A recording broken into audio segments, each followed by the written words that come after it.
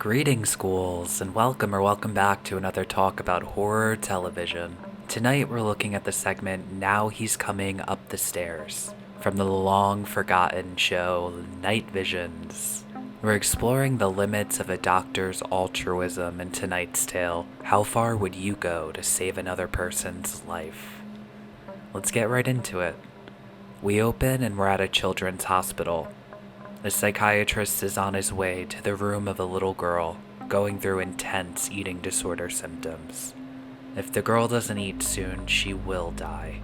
The doctor, Michael, is very direct with the girl.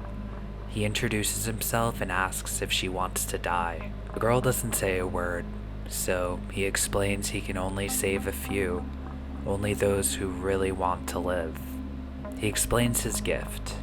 He can take others' mental illness away by drawing it into his own mind and dealing with the infliction head on. He takes the girl's anorexia away, and when he leaves the hospital, she's already eating again. But now the doctor is plagued with it. His first order of business is ordering a feast worth of room service. He places a do not disturb sign on his door, and he sits with himself and his distorted reality.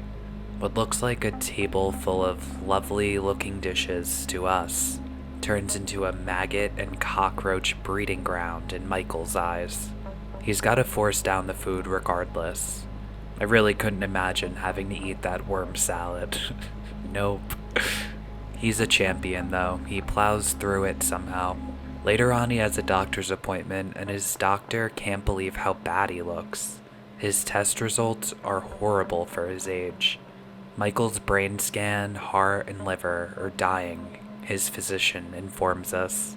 He's advised to take time off to recover.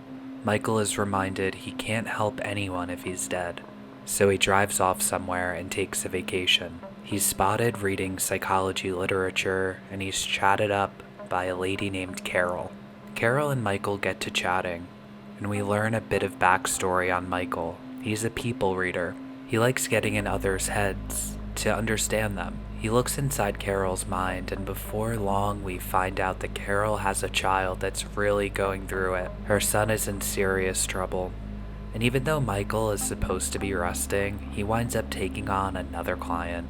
He agrees to go visit Carol's son, and this is what we get. Now he's coming through the woods. Now he's coming through the yard. Completely Now unresponsive. Like he's in a different world. Coming up the stairs. Now he's coming through the woods. Now he's coming through the yard. Now he's coming in the house. Now he's coming up the stairs. Now he's coming through the woods. It says those same four sentences over and over and over again, sometimes for hours. It's all he ever says. Michael asks her a few questions, like did something happen to make him so scared? We learn that Mark was always a happy, normal kid until there was an accident. One rainy night, Carol was driving with Mark when a man popped out from between two parked cars and got smashed by their vehicle. The pedestrian died, and of course, Carol and Mark were traumatized by the accident. Michael goes up to talk to the boy and see if he can work some magic. He asks the mother to go downstairs and give them privacy. Michael starts talking to the boy, who is chanting his favorite saying. Michael tells Mark that he's going to come inside his mind and take care of the bad man, and when he does, run downstairs and go see your mother. And on the count of 3, the boy is released from the repetitive hellish state of existence. He and his mom are so happy. They have a sweet moment together at last. At the same time, the nanny goes upstairs to inform the doctor of the miracle. When she arrives in Mark's bedroom, she finds him weak and silent on the floor. Michael looks awful, so he asks the nanny to go out to his car and retrieve some pills for him. They're antipsychotics. He hangs out with the family for a few. They're delighted. That is until Mark jolts up to his bedroom. When he gets up there, he stands in the corner in dead fear. Hey, Mark, nobody's coming after you, buddy. That's over. Remember, it's finished, done. Now he's coming through the yard! Mark, listen, there's nobody out here. Come on, I want you to come over to the window and see. Look, there is no...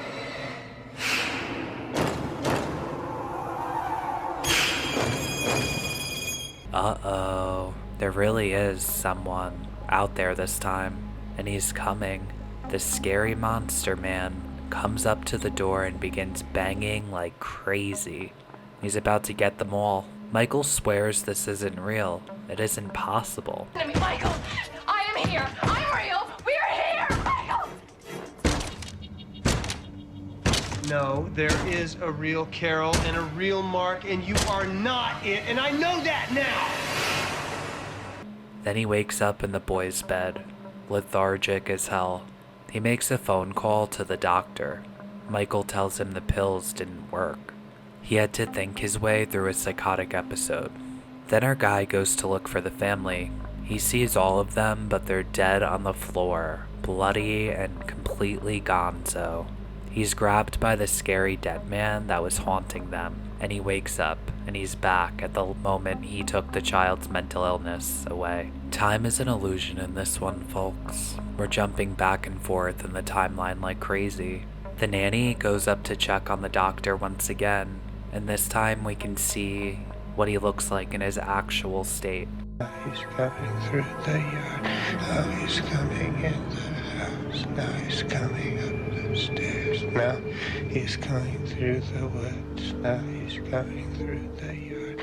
Now he's coming in the house. Now he's coming up the stairs. Now he's coming through the woods.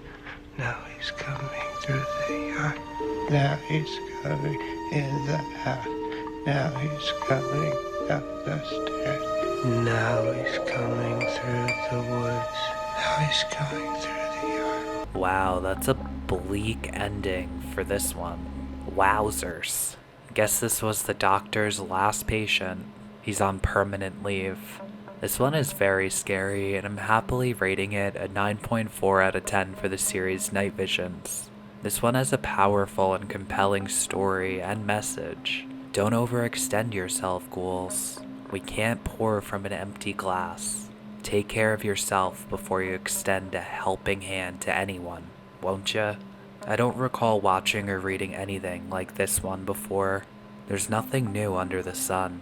So if you see parallels, let me know in the comments. The writer Nick Gomez has had a prolific television writing career. He's worked on The Sopranos, The Shield, House, and Chicago PD, just to name a few. I liked the acting a lot too. Rest in peace, Luke Perry.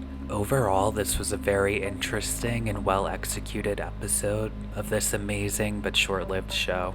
I'm sorry for bombarding you with Night Visions content. I'll start mixing it up again moving forward. I get excited as heck when I find a great show to talk about with you guys. Of course, let me know if you have any episode recommendations or anything you'd like to see covered, and let me know your thoughts down in the comments. I love hearing from you. Thank you, patrons, for making today's video possible. I couldn't do it without you all. Thank you, everyone. I'll see you very soon for some more spooky television. Be well and stay spooky.